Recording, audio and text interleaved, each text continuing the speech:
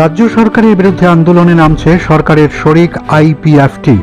আগামী ৮ জুলাই থেকে long March করবে বলে সাংবাদিক সম্মেলন করে ঘোষণা দেয় ইয়ত আইপিএফটির সেন্ট্রাল এক্সিকিউটিভ কমিটির সভাপতি রাজ দেববর্মা। কাঞ্চনপুর থেকে এই লং মার্চ শুরু হবে, শেষ হবে খুমলুঙে। হঠাৎ করে কেন আন্দোলন? এমনিতেই অস্তিত্ব সংকটে আইপিএফটি, তাই অস্তিত্বের জানান দিতে তিপ্রাল্যান্ডের দাবিকে উস্কে দিতে এই আন্দোলন। মথা যখন গ্রেটার তিপ্রাল্যান্ড নিয়ে চুপচাপ, তখন মাঠে নামছে যুব আইপিএফটি। কি বলছেন তারা, শুনুন।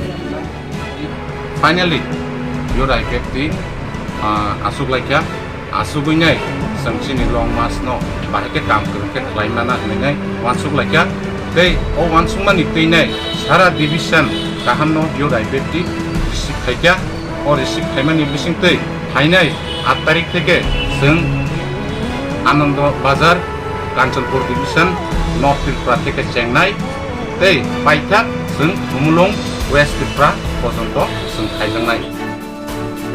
আইপিএফটি নাকি এখনো পাহাড়ে শক্তিশালী, তবে এও স্বীকার করেছেন তারা মাঝে দল অনেকটাই দুর্বল হয়ে পড়েছিল।